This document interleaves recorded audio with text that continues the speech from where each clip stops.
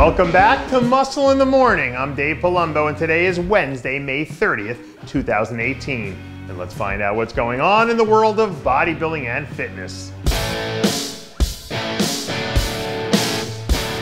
Well, it's the last week of May, and I couldn't think of a better way for you to start your morning than with a strong cup of Recap Wednesday, where we start off today's show with a quick look at the action from last weekend's CalPro. For the second straight week, Nathan Diasha came out and delivered a statement by putting together another knockout performance on the way to collecting win number 2 on the season.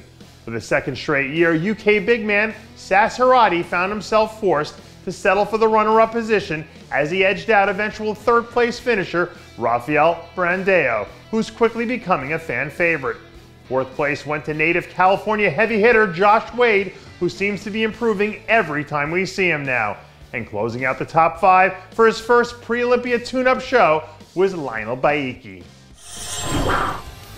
Now we shift gears and head south out to the desert for what turned out to be another night of scorching action out at the Dennis James Bikini Pro Classic, where an impossibly close battle for the top spot ended up going to rookie bombshell Ola Horowitz. Finishing second was third-year pro Morgan Barnes in what easily was the best effort of a young career. Third place went to Arizona's own Tiffany Servatius, and former Junior USA standout Samantha Bernstein looked great in her pro debut as she held down the fourth place slot. And closing out the top 5 was a much improved Heidi Powell, who rebounded strong here in her second pro contest. On the offhand chance that you're a bodybuilding fan who decided to use your airline miles to book a flight to South Korea over the weekend, boy were you in luck, because the Korean Peninsula played the role of gracious host to a classic physique event last weekend at the IFBB Alex Classic.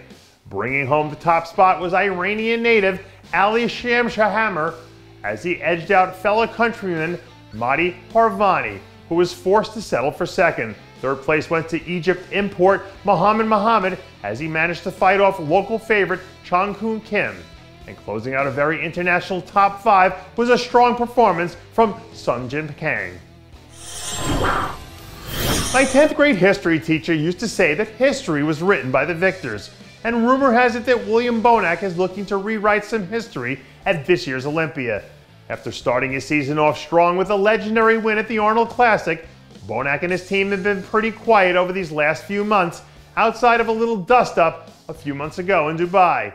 Lately, though, we've started to see some signs of the Bonac camp showing life, including a handful of low-key updates now that it's officially game on for their Olympia prep. Truth be told, Bonac is probably one of the 2 or 3 guys who actually has a shot at trying to interrupt Phil Heath's date with Destiny this year. And I know I won't be the only one curious to see how this race starts to shape up these next few months. When you study some of the biggest names in business, you start seeing that getting to the top of their field was only half the battle, because figuring out how to stay there was just as hard. But you'd never know that if you were watching Oksana. Last week, the 4-time Fitness Olympia champ was spotted looking as flawless as ever through another tough training session, despite the fact that she's hung up her fitness suit for good. So she says. It's always nice to see a former legend maintaining her physique even into her retirement.